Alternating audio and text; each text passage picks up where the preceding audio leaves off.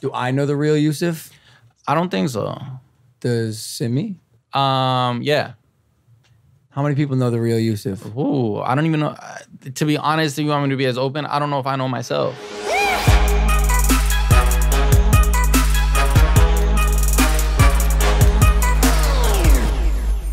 So what? I went to Dan Bilzerian's party yesterday. So what? It was great. How was it? It was great. I just said that. Okay. Why are you talking like you're vlogging right now? Welcome back to Impaulsive, the number one podcast in the world. Truth. If you guys are not subscribed, make sure to subscribe wherever you listen to podcasts or watch podcasts, iTunes, YouTube, Spotify. You know the drill. We do an audio-only Q&A with the guests after the visual is done. So big ups on the audio, iTunes, YouTube. You're getting really good at that. I'm kind of on today. Yeah, that was on. Yeah, that was good. But yeah. How was your night last night? How was the party, Dan's party for you? Oh, Dan had a party last night? Yeah. I wouldn't know because you didn't bring me to Oh, it. that's right. Yeah, sorry about that, man. You know who I met there? And I fanboyed, and I don't often fanboy. Really? Bruce fucking Buffer, dude. The whole Fighting! Does he talk? Like, Does he talk like that 24/7? No, but you can hear that he has hear the the voice. potential to go there. Like his voice is magical. What does he do like that gets him angry before he like turns into the Hulk? You know what I'm saying? That's a great question because like watch Bruce Buffer. Like I might go as far to say is he is more intense than the fighters themselves. Yeah. And that's why I respect him, bro. He's putting his heart, soul, and vocal cords on the line every single bout. But Bruce Buffer. Oh, I meant Bruce Banner, the Hulk. That's what I was like. I had a And we're back. But yeah, no, he's gonna come on the podcast. Really? Yeah, I was he's down. I was He's going down. to suggest that. That'd be very fitting. Yeah, he's a good guest. By the way, I did get into Dan's fucking house. No thank you to you, okay? I'm gonna introduce the guest today, guys. Yo, this is big, guys. Introducing our guest. He is a YouTuber with over 10 million subscribers, but has disappeared from the internet for the better part of the year. He is a ghost, a legend, an internet folklore. But ladies and gentlemen, today we've secured the We've bag. secured the biggie bag. It's Fousey. Thank you. Thank you. Welcome, brother. Wow. Thank you guys. What's good? Let me ask you a question. What's up? Yusuf, when's the last time you've been on camera publicly? It's to the point where it feels uncomfortable right now. Really? Yeah, it feels awkward. Hey, safe Damn. space.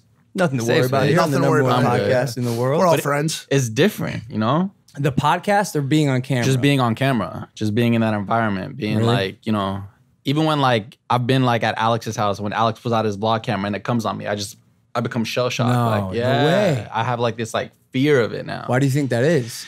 Ooh. Yeah, we're gonna get into it. Yeah, bro. a Like, lot. you've been gone for a while. You have a lot to say and talk about. Yeah, for sure. I've been gone for a long time. How many months now? I think since officially since like September. Wow. Yeah. You had that one Instagram post.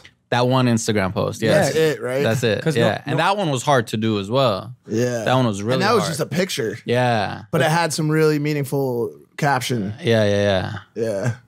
I mean, no need to be nervous. All right, we got you. This is a safe space. chilling. And I'm your friend. And I'm your friend. You made it clear to me you chose to come on Impaulsive as the first thing you did back on the internet. So thank you for that. Of course.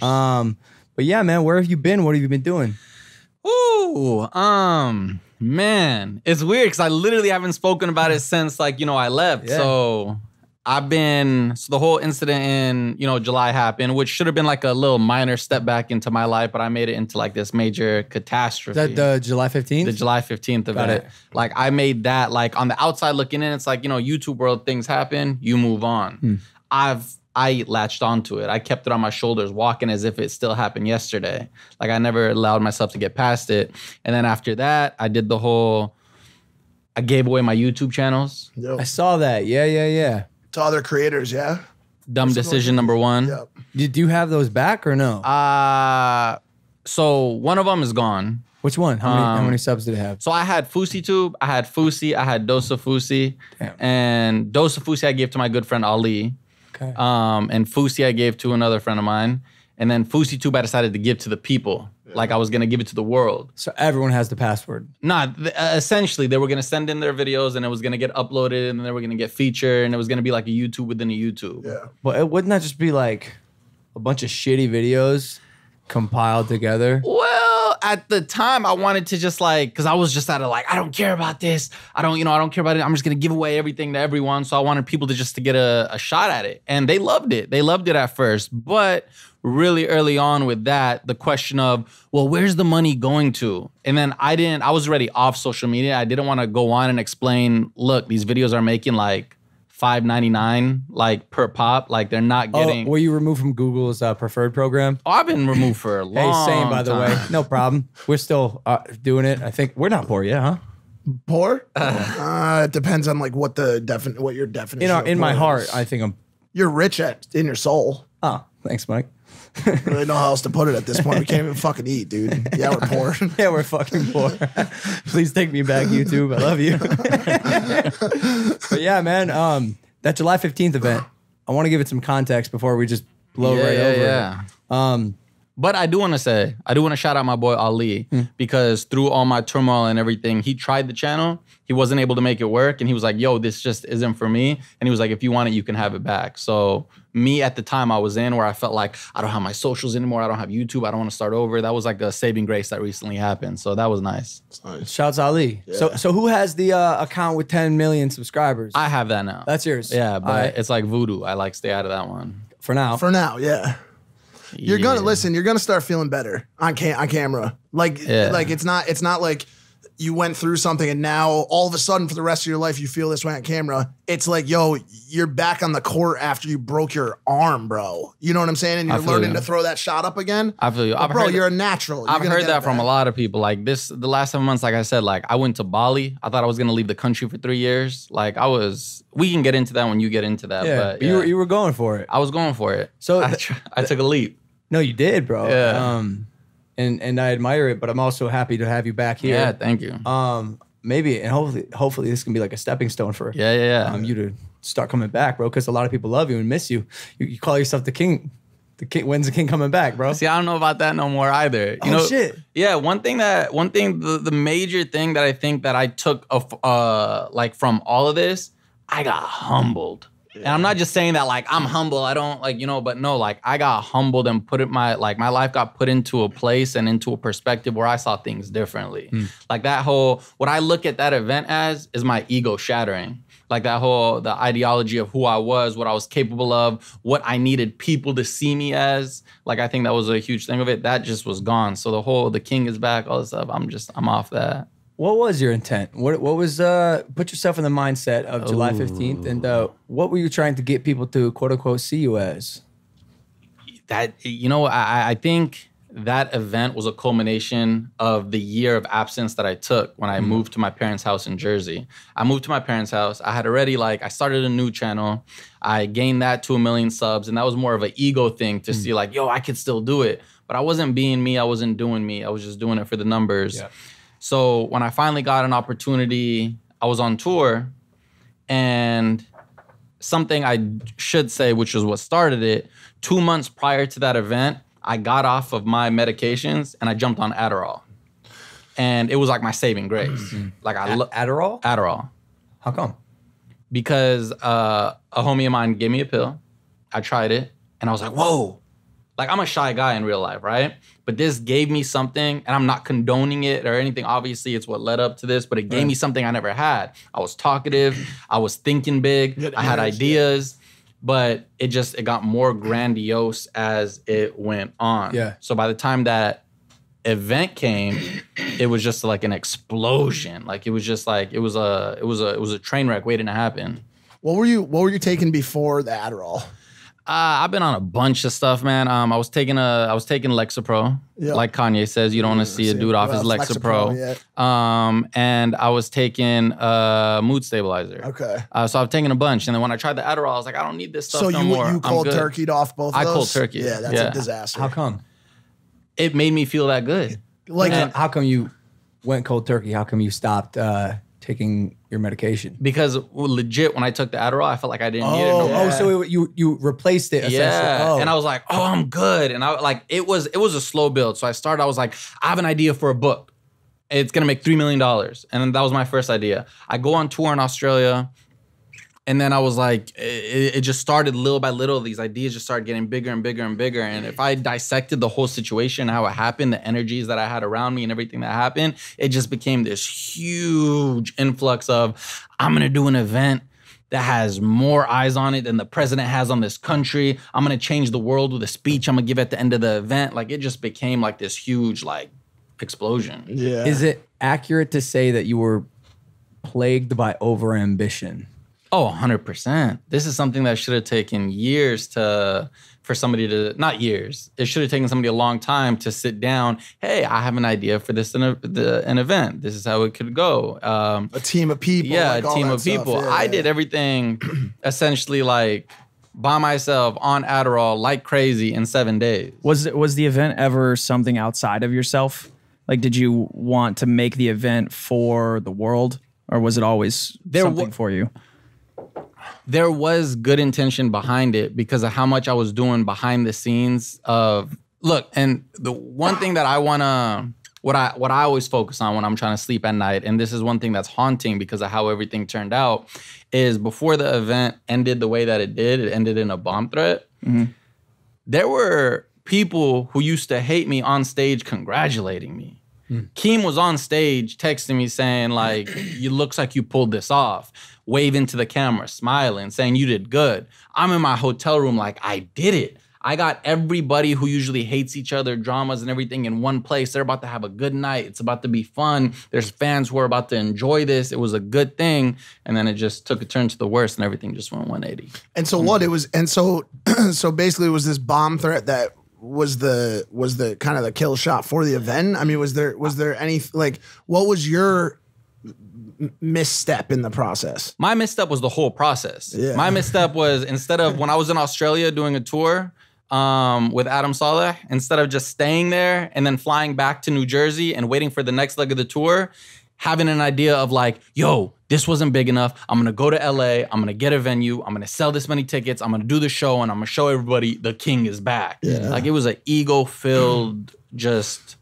Those grandiose ideas are like a very prominent and prevalent part of both addiction and mental health disorders. It's something that plagues a lot of people that have, depression or more so bipolar disorder, manic depression, that kind of stuff, where people get these massive ideas and they just kind of 100%. think they're going to do it themselves in a quick period of time. Yeah. And so it seems to fit in with the larger story that you're kind of telling about your life. Oh yeah, it's deep, man. I've wanted to tell it. I wanted to tell it from the mental health perspective side of things, but even that's hard to do because don't want to get into it. But whenever I even bring up mental health, like on the internet or wherever it may be, some people say he doesn't even have mental health issues. That's a manipulation of audience, or that's not true, or it's a projection onto something else that's actually there. But there's the huge underlying story is the mental health aspect of it, of being in the light,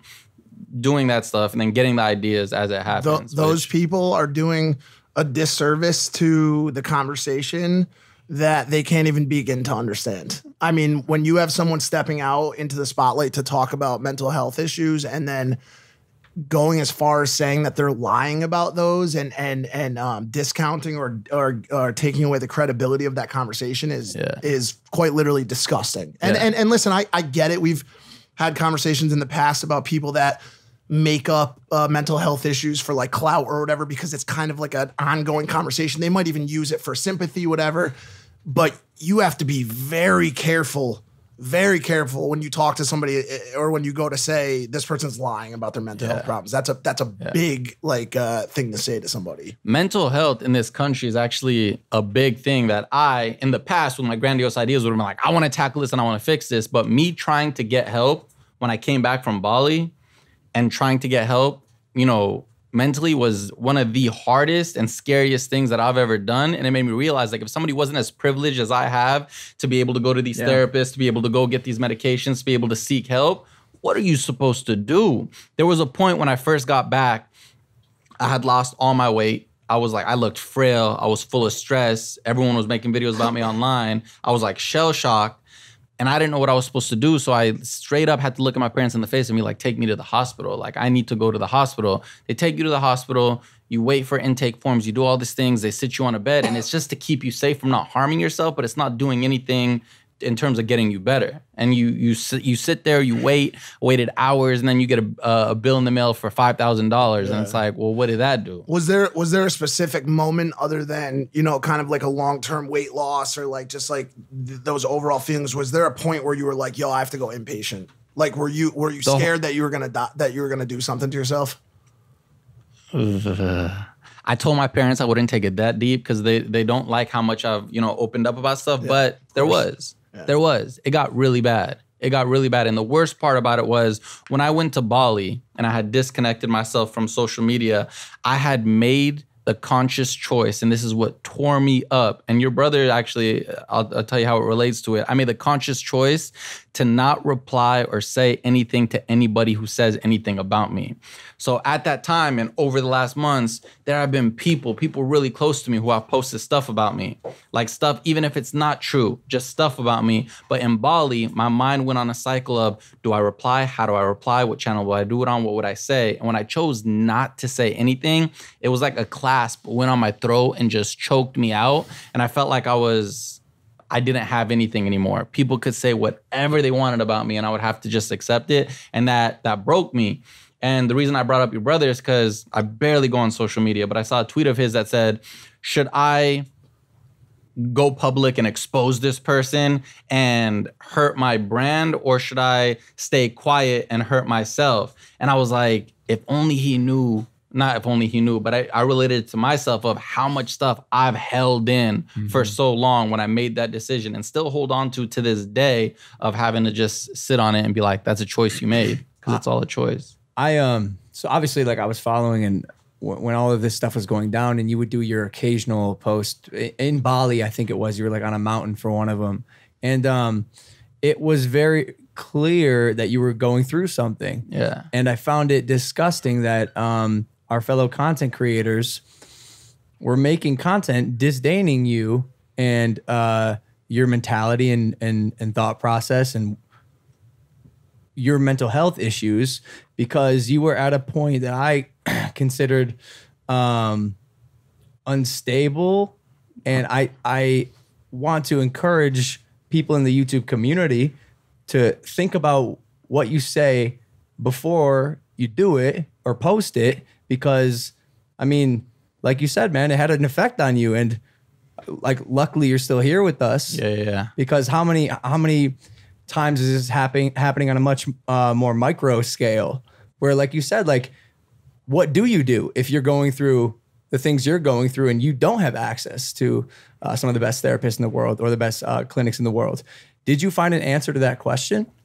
I'm still doing it to this day. Like, so this whole behind the scenes of me has been my family, the friends that I still do have around me trying to rehabilitate me, trying to bring me back, and me trying to get help. And the whole process, like, I didn't start seeing, well, I went to an outpatient, and then it was more of a holistic approach where they would focus on your body and then you want to get to your mind. And I was like, that's not doing it for me.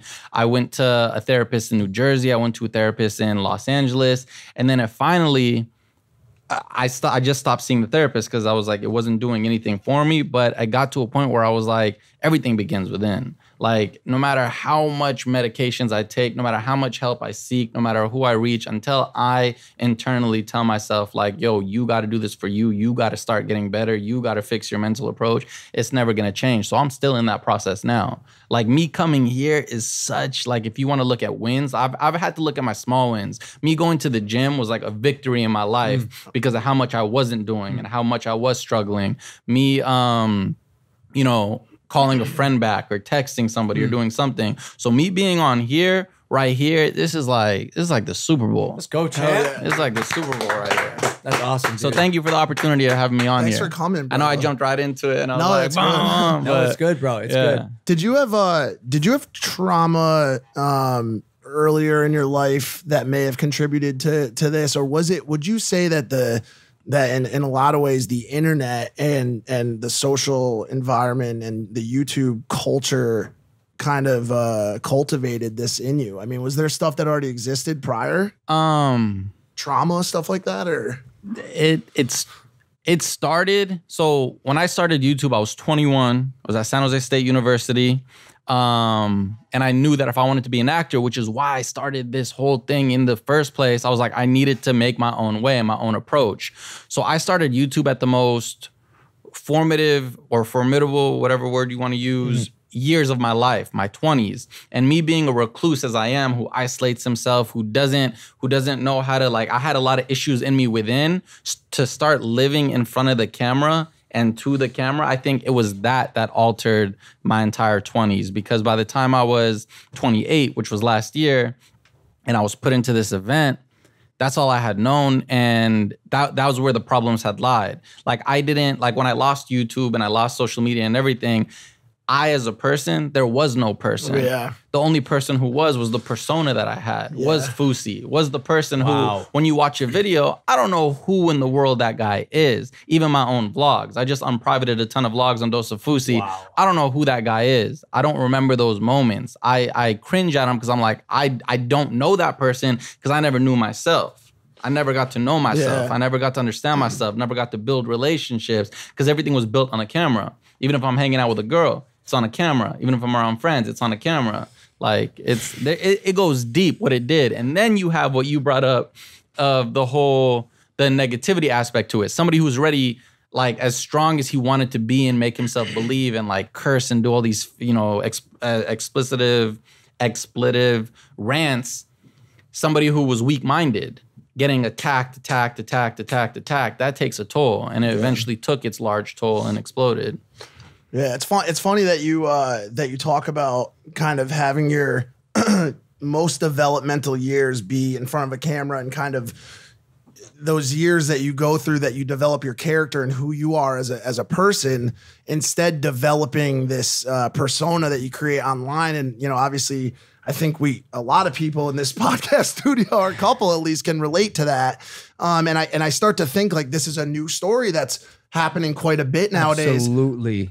And you think it is, and it kind of is, but it also almost mirrors the story we've seen with child actors forever, you know, and how much that story contributes to mental illness, and more so addiction, alcoholism, abuse, like all of that stuff. And it now it's happening, I think, with vlogs and watching people every day. You're seeing it in such a palpable and, like, always on way, you know. This is most definitely a phenomenon that has yet to be named or described, but man, you see it time and time again, and it is sort of the same phenomenon as the child actors growing up and going off the rails, essentially. How much do you think it's fame? Like, the want for fame. Man, I don't even, so that's like the very simplistic label to put on it. Correct. Like, yeah, definitely. Like fame infiltrates your brain and overtakes you, but there's so much more to it, man. And I oftentimes try to put myself in the mindset of where I was when I was daily vlogging. Cause I look back at the daily vlogs and I'll go, what the fuck was I doing? This shit is cringe as shit. This is not me.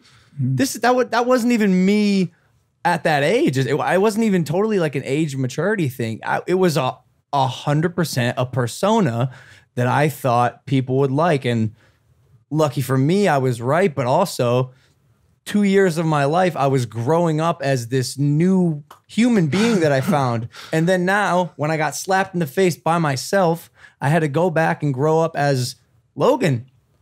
And so for the past year and a half, like, I've been growing up as Logan, like rediscovering yourself, sort of, and my values. And granted, I'm not wasn't crazy far off, but clearly there was a fork in the road somewhere, and I went the wrong way. And so this past year and a half, I've been backtracking. And it's good you caught that, man, though, especially at where you're at. You caught that, which is huge, because that's something I never caught. You know, I lost all those years. So now I'm 29. Now, like, I wrote in my journal entry one time, like, I feel like I got reborn now at 29, trying to find out who I am, who I should have found out when I was 18, like right now. I have a very not similar because it's very different, but it's similar in that respect. I had struggled with severe opioid and drug addiction from the ages of 18 until about 26 when I got clean. And just like you guys, you know, those are the years you develop who you are. You make the friendships that are going to last the rest of your life. All of those things that you do during those years, are the things that you take with you. And so when I got clean when I was 26 and I stepped out of rehab and I went onto the streets, and all of my old friends were either, you know, dead in jail or still struggling with addiction. You know, my family had basically, you know, all but disowned me for their safety and for, you know, for whatever reasons. I had to step out and enter the world new, just like kind of like both of you did, and kind of be reborn. And so I can understand it, you know. That's crazy. Congrats on being out of that too. That's a round of applause for everybody there. With what you were saying about fame, I think one thing, or at least one thing it did for me, and that I saw that it did for so many people around me when I was in the scene, was when it goes wrong is when you seek the fame for your own validation of your self-worth, your self-respect, and your self-love. And I'm talking about on the basic terms of numbers. Like people, like I used to post a vlog, and if that vlog used to get 1 million views in a day, I'm all of a sudden the happiest person on earth, and I loved myself and I was good. But let's say there was a glitch in the YouTube system. Let's say not even people not clicking. Let's say there was a glitch and I only got 400,000 that day. I'm shattered. My life is shattered. My self-worth is shattered. My image of myself, my understanding of myself, because you're living in that world so much. Whatever numbers come up, whether you post an Instagram picture or a tweet and a retweets, it affects you on a psychological level that you'll never be able to explain. Yeah, and I think there's something to say and note when you're stepping away now and you're probably finding yourself. Like you can't do that when you have this other persona or you're operating in seeking that validation. Like some of the happiest people in the world are monks that don't talk. Yeah. You know, like that. I think it's there's so many creators out there that are struggling. This is something I think you can take home, is that there's so many YouTube creators out there right now that are probably just avoiding what you're doing. And eventually they're going to have to face it. Yeah. Like you had to face it, you know, in your own way. Jake had to face it. Think of all the creators out there, usually the ones that are mocking you when you go through that. They've yet to face it. It's going to be too late when they do, bro. Put yourself where you were during that time period. If someone told you that the inevitable was coming, would you have believed them? No, and Me either. Yeah, I was invincible. Yeah, my dad even used to tell me, he used to be like, when, you know, I went through so many cars. I went through Ferraris, I went through SVRs, and he always told me, save money for the dark times. I would laugh at that. I'd be like, what dark times? There are no dark times. Do you see my numbers? Yeah. Do you see how much making a month? I'm killing it. Dark times came, and dark times came hard, and it was a reality check, like getting hit by a bus of like, whoa, it's like, it's a different world, the whole social media stardom that, you know, millennials are brought into now, of having this, basically you can be unemployed but still have a career that's making an insane amount of money by even posting on Instagram. But when you jump out of that and go back into the real world, it's like, whoa, so this is what people meant about like YouTube money and spending and all these things. So again, humbling experience, major humbling, which could be the best thing that ever happened in my life, but I'm yet to find out, or I'm finding out now. Do you think everything happens for a reason? Man, I've been battling with that for the longest. My mind has been battling with that. I'm in a much better place now than I was, let's say, 2 months ago. But everybody's been telling me that, and I'm waiting for that silver lining. But the problem is, I think that what part of my mind is doing in my past self, the silver lining being when I'm back on top and back to doing it again, not understanding that I can be at the exact place I need to be right now if I know how to change my perspective and look around and be like, yo, you got all you need. That stuff that you're chasing for, again, is not what's going to supply you with what you need right now, which for the first time is nurturing my soul and my heart and my mind and boom, all of that. Boom. Yeah. Like mic drop shit, dude, right there. Yeah. That's I think it. If you can't, like, right now, if you were to die, like, and if you have anxiety when you think about that, there's probably a lot of things that you need to still address in your own character. Because I think there's so many people that fear death. They fear the end. They fear something. And I'm sure, like, are you addressing those fears right now? Or is this something that is more surface? With death in particular, I've been reading so much since everything happened, and one of the things you have to do is accept the fact. I don't want to take this there, but you know what I'm gonna say. Accept that fact, because then it really it lets you understand, like, yo, what am I stressing on? Yeah. Why am I stressing that I have this little, like, spot on my shirt right now when this isn't even a forever thing? With one thing we get lost in, but one thing I did do that I was stressing so much in, like, last year when everything happened, I was like, I'm not gonna make it to my 30s. And I would tell people that. I would tell my mom that. I would be like, I'm not gonna make it to my 30s. What do you expect me to do at 30 years old, 40 years old? I'm never gonna make it. I'm never gonna get married. I'm never gonna have a job. My life is over. My career is over. And that was the fear part of it. Not even getting to the death stage, just the life in between of, like, what am I supposed to do there? Because I was living so presently in the moment when I was doing everything that I was like, I'm never gonna make it there. That's so funny that you say that, because me and him talk about it from time to time. He has the opposite view of things, and he's gonna live to 150, which is awesome, and I'm sure they'll be great for you. Respect. But when I was 24, my mom kept saying to me, oh, you have this new job, like get an IRA set up, like in a 401k and stuff, and like it would be some shit job because I was addicted to drugs and stuff, and I would never say it to her, but I'm in my mind, I'm saying, I'm shooting like for like 26, 27 here, like, and that's a wrap. You know what I'm saying? So like, when I got clean and started looking at, there's some longevity here. Yeah. Like, it's nice if you do start planning a little bit sooner in life for 100%. The fact that you're gonna get better. Things are gonna get better. Things are going to get better, guaranteed. Trust me, and that you kind of get ready for that stuff and plan for it. So I think you're doing that now. Yeah, trying. It's the quote I said at my at the end of my end of year video. I said, it could always get worse, but it will always get better. Like, I feel like it can only get worse to an extent. There's a limit. There's a it's limit called rock bottom. Yeah, exactly. Yeah, rock bottom, essentially. Yeah. Would you say you hit rock bottom? 100%. 100%. And what I look at that is, I'm not trying to, like, make my situation be bigger than, everyone else's. Like, people are going through their own struggles every single day. People have their own, levels of what they're going through. And to them, that's, their own personal rock bottom. But I went from living a type of way, like when my mind was trying to rationalize this last year, which I finally got past, I was like, man, you were living in 1600.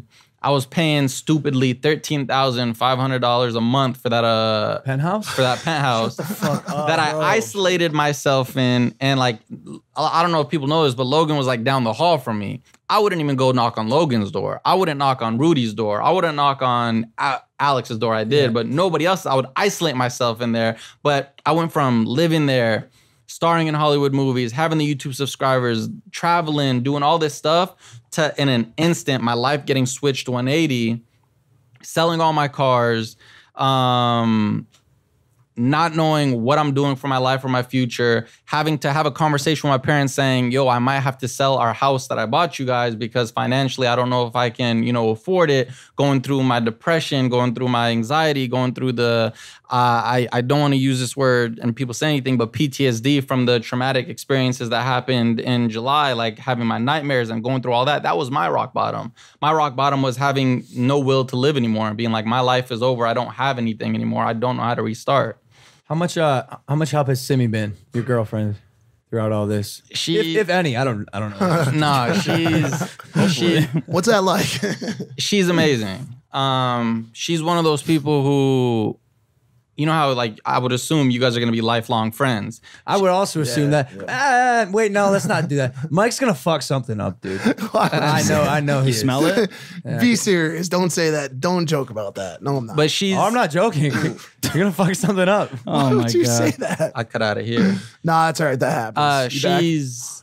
It was a joke, bro. It fucking better be a fucking joke, dude. Sorry. Don't worry, bro. Things will get better. She's amazing. She showed me what real love is. She showed me what real understanding is, true care is. And without her, I wouldn't even be here right now, because she helped rehabilitate me, helped take care of me, and helped give me like as something real, as opposed to like I saw a lot of like, you know, in like the Thanos snap when everything just evaporated. When everything went bad in my life, if I were to tell you how many people Thanos like just out of thin air, like we're not there. People who like needed me, loved me, people who I've helped, people who I've given money to, who when I didn't fit their agenda anymore, just gone out of my life. It was insane. But she's been a rock. She's been there for me. You said that you knocked on Alex's door. Yeah. Right? Did you ever, this is a big conversation in the mental health community. How bad did you some days wish that someone came and knocked on your door and asked you, yo, are you, or even if you didn't wish it, like knock on his door, like be the person that knocks on the door. Like how, like what would it have meant to you if Rudy or somebody else came in, yo man, like I know you're going through something right now and I'm here for you and I love you and you're appreciated. No, you know what I'm saying? People tried. Yeah. People tried, and my defense mechanism was to kick everybody the hell out. Like people like, you know, tried a lot of times. I remember when George had first came to LA, like he would come to my apartment and everything and ask me, oh, you want to go hang out with me and Logan and stuff? And I'll be like, no, I'm good. I have something to do. And as soon as he left, got under my blanket and watched Netflix and just became a recluse. Being that shy person. And then once the next day comes out, when the vlog camera comes out, yo, what's up, everybody? I'm living the best life ever. But it was a complete discrepancy. So shout out to everybody in my life who ever did try and ever, because there were real people there who were there for me. And you got to want to help yourself to be able to get help. And the one thing I told my therapist so much now is I wish during those times I was using the money that I had at the time for therapy, for psychiatry, to get better during those times, as opposed to having to get better now without everything that I had. Yeah, and it's another thing that you that you talk about. I know Spencer asked you if it was a good thing that this happened to you, and you started talking about silver lining. I think you were mentioning some stuff earlier that's super important to this conversation, and that is how truly difficult it can be to find help right now in our current society. It's and that's for people even like you and me who have the privilege, the best insurance, the money that they need to get assistance. I mean, there were still times, you know, a couple years ago when I was looking for help to talk to somebody when I was dealing with really bad anxiety and depression and stuff. And I would just remember they would say, it would be, you know, February, and they would say, oh, we can get you in April.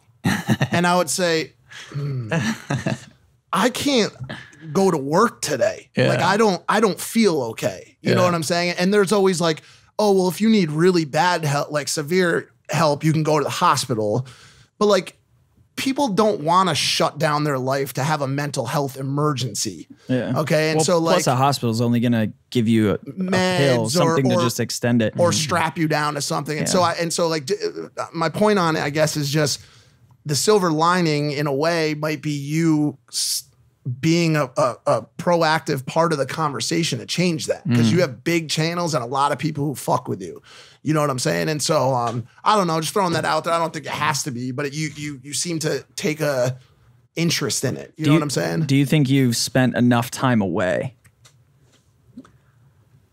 I don't think there'll ever be enough time away, because like my sister, who was a huge help through this whole process, she has a completely different approach to everything. And her approach, when back in December, I was telling her, I was like, yo, I don't have anything to do. I'm going crazy. I got to go back to vlogging. She would tell me, you're not ready. Go get a regular job. Go meet real people. Really? Oh yeah. She wanted me, she said, I don't care how much you get paid, go get a real job. Wow. And I said, what does that entail? She said, a real job, no matter what that is.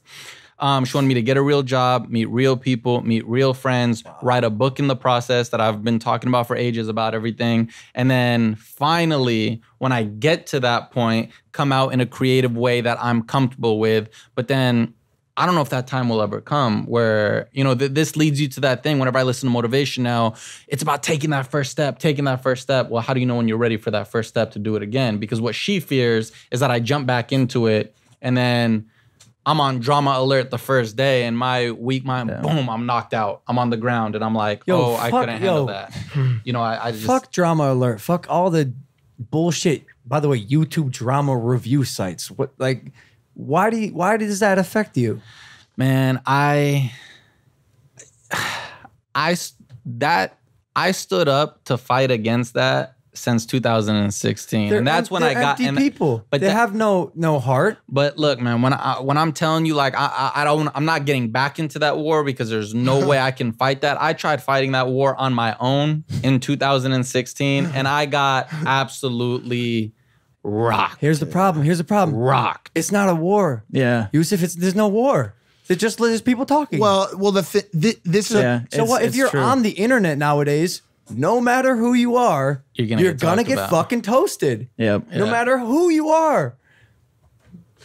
Yeah. At some point, you just have to accept it. Move on and do you. This is a conversation me and him have had before and have gone back and forth on. And he's we've had multiple conversations where I've had anxiety, and he's said to me, like, you know, why do you have anxiety about this? Just don't have anxiety. And so, like, I know this is a little bit different, but That's not what I said. No, but you're like, you have nothing to worry. But you said well, because you don't have anything to worry about. I get that. But the issue is I'm trying to apply logic to an illogical situation. Right. Is that what you were gonna say? Basically, and so what I'm getting at is all of that comfort to him and all of that, hey man, don't listen to what they're saying, is helpful, and I think it can have slight positive factors or effects on his mood and his stability, but at the end of the day, like, in his mind, that stuff really fucks with him. You know what I'm saying? And so absolutely.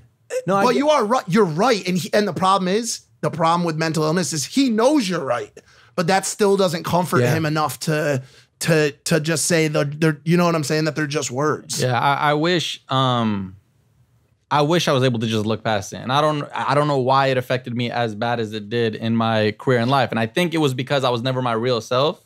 So whenever I was getting attacked, me deep down as Yusuf knew I was getting attacked for the persona who I wasn't, but the world didn't know that. So my fight was against the fight of who's my true self and how do I let people know that? Like, yeah, I know you're judging me because I just did A, B, and C, but I'm not like that. But I still did. It goes deep. And I got a question. Yeah. Do I know the real Yusuf? I don't think so. Does Simi? Yeah. How many people know the real Yusuf? Ooh, I don't even know. To be honest, if you want me to be as open, I don't know if I know myself. The reason I say she knows me is because, you know, she worked for me for, I think, 3 years. She would come into my apartment every day to be like, you know, what's going on? And she would see the real me. And the real me, like, even the times in LA, was depressed as hell. Like, no matter what I had, I was just depressed. And I was just like, there was no filter. There was no, like, anything to turn on. And I would just be like, she would see that. So that's what I mean by she knows me. But in terms of knowing me, no, I'm still trying to find that. So maybe she even knows you better than you know you. In a lot of ways, yeah. Sometimes that's what love is. Yeah, I wrote a song about that. I really did. It's a lot of this conversation, man, is almost like shocking to me because of how much I relate to a lot of your story, and I think I feel like you probably do too, in just putting out this persona day after day. I mean, there's so many. Just that part. Yeah, but there's so many times I've gone to bat for him to people that have said, you know, like, Logan Paul is this, Logan Paul is that. And I put out some tweets that said, you don't know shit. You don't know shit. All you know is, like I said a couple times, it's like going at Heath Ledger and making assumptions about Heath Ledger's character based on the role he plays as the Joker. Do you know what I'm saying? Like, when he's daily vlogging or when he's doing skits and shit like that, he's acting. He's acting. That's not who he is. This is more who he is. Make assumptions based on certain things that he says on the podcast. But that's why at some point you have to stop focusing on any negative talk. Yeah. Like, at some point and that's where I can relate. It's like everybody can relate. It's so hard to shut all that off, but the people who truly shut that off are the ones who are really actually winning in life right now. Yeah. I'm just like, like, said it before, bro. Crucify me. Like, good luck. I'm gonna be all right. Yeah, I feel like you're pretty damn close to that, though. Close to what? Being able to shut that all off. Shut off Negativity. Oh, dude. I can't. I don't see it. I don't really see it affect you. I can't remember the last thing that someone said on the internet that got under my skin. It was probably on January 2nd or whenever the shit went. That was probably the last time where I was like affected by people's tweets on the internet. I feel like that was And- like an upgrade to your body armor, like legit. exactly. Just But an also, upgrade. it was an upgrade because shit got through. Because I wasn't who I wanted to be, and Oreo. What? But, Speaking of Oreo, you might have some Oreo. I went to tell you In my earlier. teeth? Yeah, It's just a only when slight you like Oreo. really are really happy. this whole though. podcast. Only when you're really happy. Fuck. Like I can't see it Can right you now. Get in close on it. See, Oh, dude, that's not just a slight piece. That's you have to gotta, be. like, You have a to be whole- very happy. So don't worry. It hasn't What did been. I eat? Was It looks like a whole piece of pepperoni. It's just Here, hanging you want out. me to get it? Oh, it's Danny. My assistant Danny made pizza rolls. Pizza you rolls could get too it. far. No, it's fine. I'm too far gone. shaped like roses for Valentine's Yeah. Day. I'm gonna come. Oh, speaking of roses, Oh, that is a big Oh, piece. damn. Yeah, what is that? Looks like a hey, let me examine. Fried beans. that's a black bean skin. Looks like someone did surgery on a grape. It's probably a piece of steak. So you changed your name to Rose legally? No, hell no. Why did you want people to call you Rose for a moment in time there? The way I look at it now, man, I was going batshit crazy. Like I was a loose cannon going batshit crazy, just operating. I can go deep into the story of telling you that like while everything was going down and I was on the Adderall, I felt like there was something inside me. As I could take that even Like deeper. a demon, or like I don't want to say demon, but I do want to say spirit. Because there was some weird stuff happening, and there was some weird stuff coming out of me, my personality, my mouth, and it was like I wasn't in control of myself. Like there's some footage that I don't know where it is, but that I was doing some crazy stuff. Like the day that I snuck into a club and went face to face with Drake, and that was a whole thing that got mocked at and laughed at and everything. I can't believe I'm saying this. I went back into the Airbnb that I had. I sat in the shower and my eyes just kind of rolled back and had water coming out of me as if it wasn't me inside myself. I went downstairs in a robe, sat down cross-legged, and told everybody who was in the house the story of how I just met Drake. As if like when I had got home that day, I'm just gonna say this so I can get it out of my skin. And if I ever did a documentary, this is the stuff I would have showed, but it's not gonna happen. I remember Simi, I had pulled up to the house from the club and Simi was there, and I had said, "Don't touch me. Don't let anybody touch me right now. There's something going on in me." Like I was scared. Like there was something outside of myself happening within me that, you see when I look at the footage, which I'm scared to look at now, like you see that person isn't there. So me changing my name to Rose was just a part of that, was just a part of the psychosis that was going on, the instability that was going on. What was the timing of that in relation to what happened on Adam 22 on No Jumper? Because I saw that shit and I was like when was that? Yeah, like you're talking to me now, right? Yeah. Do you see that person No. at all? No. At all. That was like, I was like, yo, we got something here. You know Yeah, what I'm saying? that was right after the event had transpired. That was right after. I remember I was still in it. I was obviously not out of it yet. The shock hadn't hit in of everything yet. And I remember seeing that Shane Dawson was at Adam 22 and I was like, I'm gonna crash this. And then my energy. Shane Dawson? Yeah, he was on Adam 22. And then I crashed that podcast. Oh wait. I was talking about the Sam Pepper one. I was. Yeah, that's the same one. That's the same. Oh, it was. So when I was there with Shane, all of a sudden Keem pulled up and then Sam Pepper pulled up. Man, I had energy at that time. Like it was attracting a lot. So as I was sitting there, Keem had come up. I had my interaction with him, and then Sam had come up. I had my interaction with him. Which again, like that's not me. I see a different like person just by like looking at your face, like your eyes, bro. Yeah. I told You know him when he what I'm walked in. saying? Yeah. Yeah. I was, You know what's look healthy crazy? right now. What's crazy? Everybody has told me that. Like even who I view as my mentor, and he doesn't mentor my career or anything. I don't want to put this is because of him. But Tyler Perry saw me and he's seen me through everything and he knows what I go through. But he recently saw me and looked me in the eyes and he said, "This is the best I've ever seen you." As if like something is just different. Like even when I felt bad within myself and depressed, people looked at me and said, "You look good."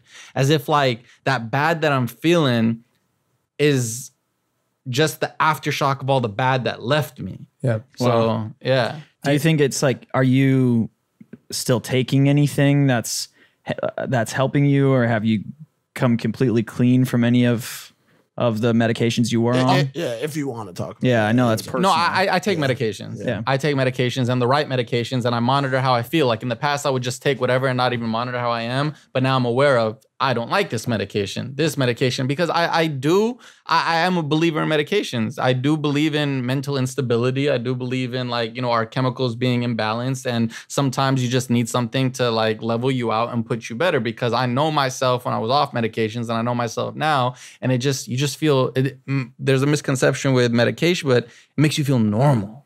It makes you feel just regular. It makes you feel at peace, wholesome. Yeah, I mean, the reason I ask is because there's so many kids out there that are getting prescribed this stuff that their parents are like, I don't know what's going on. So I think it's important for people that are taking medications or experiencing the pitfalls from them to be talking about that. Yeah, for 100%. sure. That discussion's super important. And I know Spencer always has great points about the ancillary and supplementary things that you should be doing as either in connection with or in replacement of meds. And so like you said, great discussion, but I'm sure you found some solace, some sort of happiness in working out and doing those kind of things as well, right?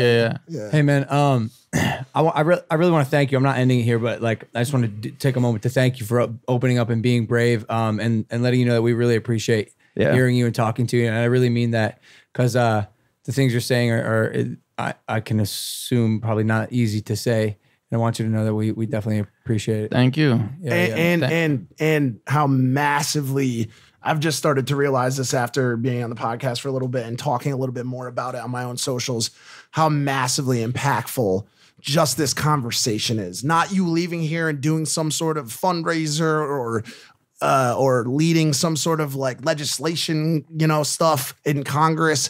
Just having this conversation, there's someone watching this show right now who is feeling better right now because they're watching one of the people that they look up to talk about their struggles. That is the amount of power you should feel in that is massive, massive, dude. I have a question, Yes. and it's kind of sensitive. And I wasn't gonna ask it; it was in the back of my mind, but I feel we're at a place now where I want to. When you came over to my house prior to the July 15th event, I think it was a couple days prior. You were talking to me about how big the event was going to be, what your goals were, and I think you even got me on camera. And I was like, "Yo, my man's got something huge. It's going to be big. Time to make history again." But when you were talking to me about these lofty goals, and I was looking you in the eyes, I knew something wasn't right. Yeah. I knew something wasn't right.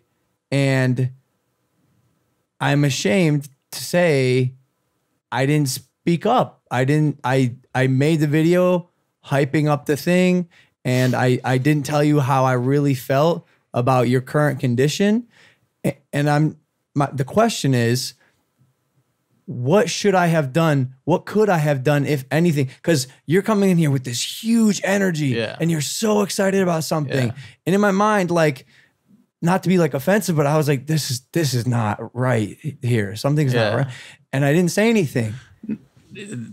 There's no harm in that, and there's nothing you could have done or could have said, because anything you would have gave at me, I would have been like, nah, trust me, I got this, trust me, I'm doing this, I'm doing that. I didn't find out until after the fact. My oldest brother in New Jersey was, because nobody could get a hold of me, was calling good friends of mine who were in my circle at the time, again, Thanos Snap, and saying, that's not my brother, can you help him? Yeah.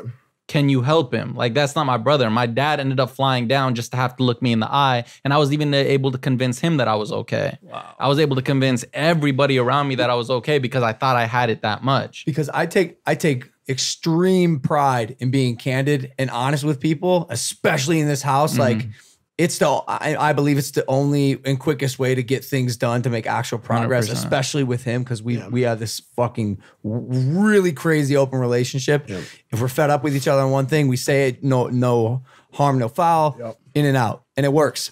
And I gave you a little pushback at first. I was like, what about the logistics here? Yeah. How is this gonna work? Yeah. You sure? And then eventually I gave up, and then when all this stuff went down, I really, there's a pit in my stomach because I felt like I had enabled in a way. But I do appreciate you saying that, but I wouldn't hold anything on your own shoulders of that, because it's like that's one thing. Like, it wasn't like I'm around you every day and you've seen me. I literally came to your house, told you about this event, just threw it at you and then left. It's like you're just like, oh, what just happened? Yeah. You know? Next thing you know, 2 days later, you see me on top of a car screaming with my veins popping out with my shirt off, you know, doing a rap song against It's just Rice Gum, crazy. who I recently texted. Oh, cool. That's good. Fixing like kind of those. There was so much that I can't fix in my life that I wanted to fix what I can do, and I knew that the whole Rice Gum diss track was just so utterly stupid and not me. And there was and I just texted him and I was like, hey, I just never got the chance to apologize that wasn't me back then, and I apologize for any of that. Yeah, that's this podcast has like hit me, dude. It really has. A lot of the things that you're saying bring me back to a time that I remember vividly, and I remember I have a very vivid memory of people not being able to get through to me, and my mom, you know, like basically crying to me, you know, every day, and my family, you know, trying everything under the sun. And I remember, and when you talk about that you don't hold anything against him because there was nothing they could do. It's almost like a train that's on a track, and like it's going off the rails and people are trying to fix it to put it back on. But until you run straight into a wall or off a bridge, it's all just kind of fodder until you hit that wall, dude. You know what I'm saying? And it's crazy how much I feel connected to your story. You got goosebumps right now. Yeah, it's damn. Wow, yeah, man, it's bringing me back to. I hope that resonates with the people watching, like you said. I really hope it does. This is a deep ass podcast, bro. One side note. Yeah, I got this all done during the event, and I put July 15th on my hand here, and I'm getting this all removed now. Did you start treating it? Yeah, that's why it's peeling. I was gonna say, how many treatments in are you? It's gonna take over a year and a half. I'm just one treatment in. Well, wow. Do you not like the tattoo, or do you not like where you were at the time when you got it? And does it remind you of that? Both. One of the biggest things, I don't like where I was mentally, because when I look at myself in the mirror, I'm like, I don't know if that was like my mom, who's, you know, an angel and my savior, who's even like in her religious beliefs against tattoos, is okay with her son having it, and she understands me. She said, but it's a part of you, because she thought I got it, but I was like, but it's not, because it's a part of the other. Yeah, I don't think I would have done that. And one thing it affected the most, which I want to get back on track with in my life, is my acting career. And I know tattoos on hands. This conversation, just everything. I'm not, you go, no. I know you got it, but it's just everything we're talking about today is just. The reason he says that is because today, literally before this podcast, I was in a 5-hour design session for a giant fucking tattoo. 5 hours. Giant. A 5-hour creative design session. I want to show you this tattoo. I have a picture of it on my phone to get your opinion. Because it's a send, bro. And I feel like mentally stable. Yeah. So I don't think I mean, don't take this. No, he's not, but it's just funny. But also, who knows? Who knows, bro? Yeah. Maybe start with something small. Maybe. He did that. I did. I got a Squirtle. Look. How do you like that? Do you sit with that? Do you I love it, bro. You love it? Only because he's a fan. fucking so stupid. This is vastly different. This is like trying to compare buying a let me condo to buying a castle, to a Lamborghini or whatever. Oh, that's badass though. It is. It is. That's so badass. It's a send, though, that's bro. the thing. I would say send it. And in that case, that's pretty badass. And bro, the reason the design session was 5 hours is because an hour or two, I'm just talking to this guy about what it meant to me. What, like, why? But beyond it being fucking awesome, it's the I mean, I'll just say it's the hyper-realistic version of the Maverick. If he was a giant, realistic, fucking Phoenix Maverick Falcon creature. Yeah. One thing you mentioned earlier was that you were kind of like looking back at everything that happened and realizing that it wasn't as disastrous and like big as you were seeing it to be, but you were playing into it, which was made it that. on a lighter note, did it help to see what happened with the fire festival?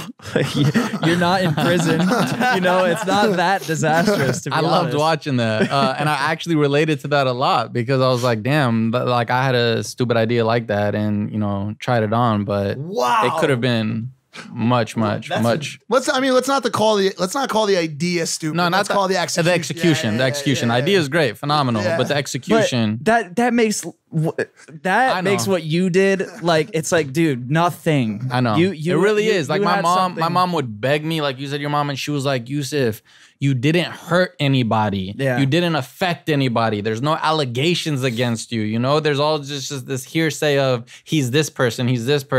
But in my mind, and you got a ton of people around you that love you too, man. I think that's the thing is like you got hella fans out there that love you. You got Logan's cross-eyed right now pulling something off his hat. He loves you. So, I love you though. Yeah. Got it. I think if you're focused too much on the disaster and, you know, the negativity, I think that to me is the learning lesson I'm pulling from this. Just find the good in it and move and learn how to move on. On it. Yeah. On it. It's awesome to see you do that. Yeah. Should we do the audio only? I don't know. We got any lighter stuff? I know. We've been heavy. I know. My bad. No. It's great, bro. It's great. You did something for me today, bro. Like, honestly, I feel like a little bit lighter. Yeah. I have some stuff. What do you got? First off, You know the show The Bachelor? Of course. Yo, this show is bullshit. Like, I'm sorry. This show is inhumane, in my opinion, immoral. How can ex-girls all compete for one guy in an open relationship where he can hook up with whoever he wants, but no, Colton doesn't do it because he's a virgin.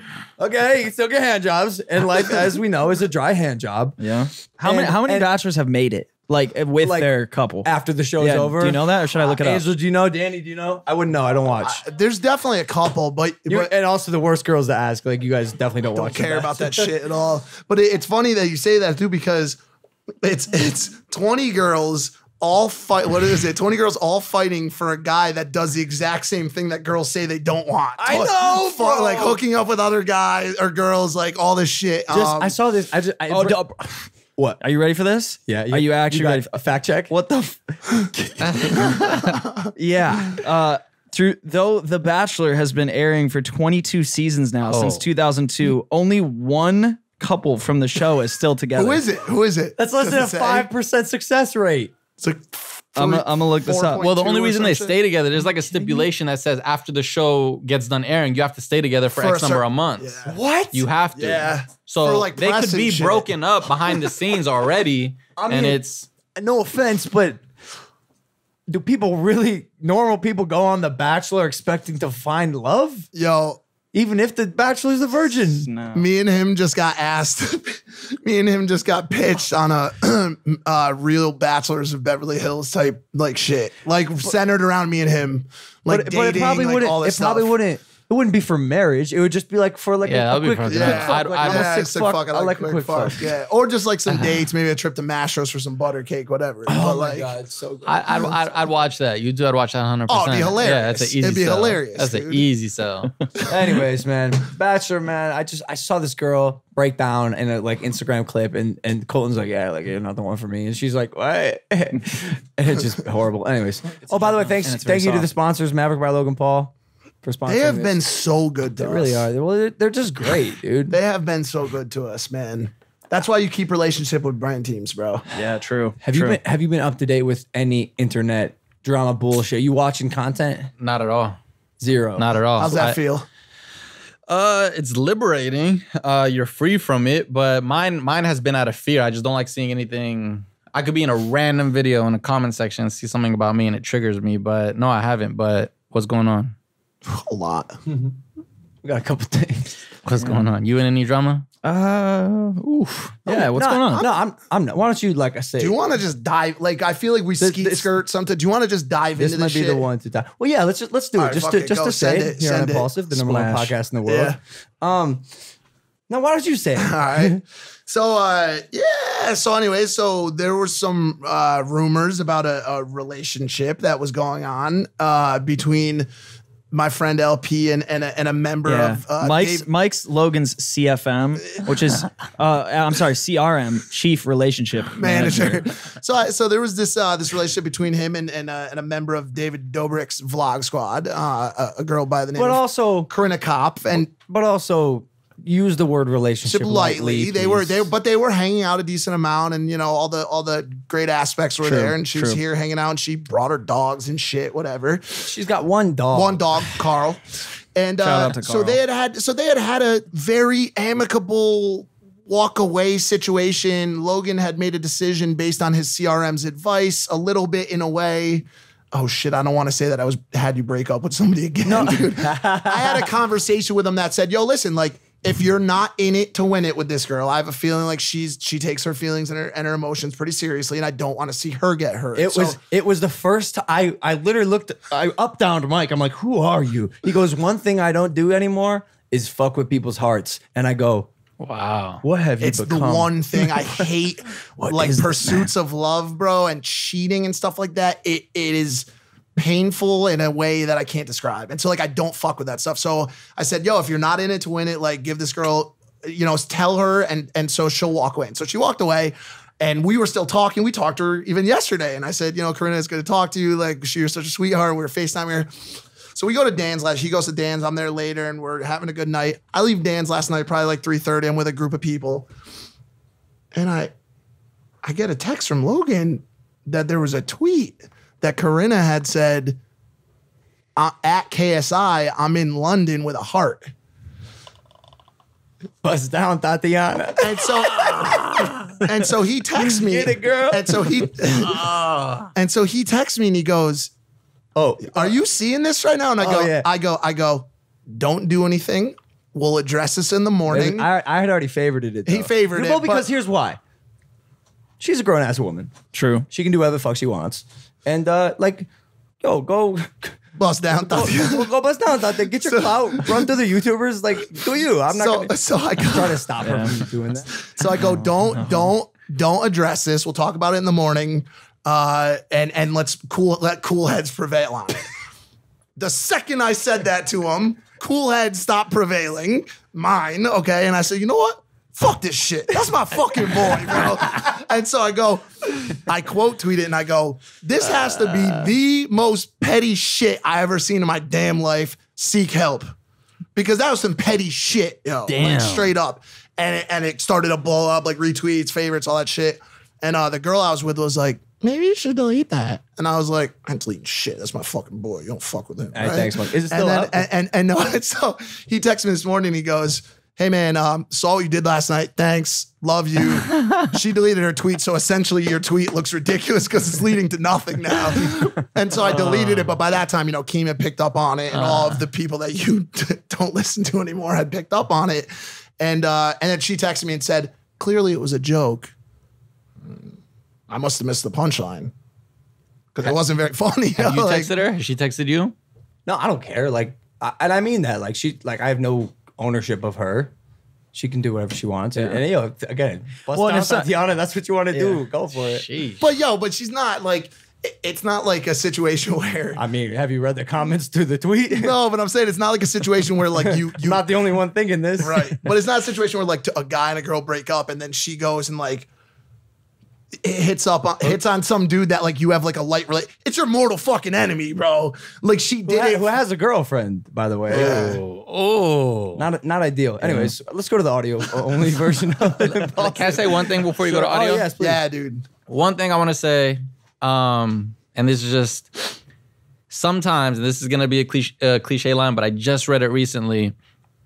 The greatest thing that you want to happen for you might be the best thing that never happened for you. And that's something I'm trying to understand right now. So no matter how bad it is for you right now, no matter how bad something went, no matter how bad you have fallen, I promise you, I'm not just saying there, please hang in there and just hang on to that little glimmer of hope that you've heard from all these individuals today, that it will get better. You will get through it. There will be a brighter day. You are strong enough. You are brave enough, and you are loved enough, and you are worth it enough to keep going because you have a purpose to be here, and don't ever give up on that hope. So. Fucking amazing. Fousey, ladies and gentlemen, Thank you for joining us. Thank you. on Thank you. Impaulsive, the #1 podcast in the world. Hit that subscribe button. We're about to go do an audio only Q&A right now with Yusuf. Is that like that's a fact, like #1 in the world? Yeah. Facts.com if you look it up. All right, wait. Do you read famousbirthdays.com? No. It's the most credible source of information on the internet. That's where it says and they're it? calling us the #1. Yeah. Damn. All right. Audio version only. Catch it on Spy iTunes. Spy Kids. Peace. See ya.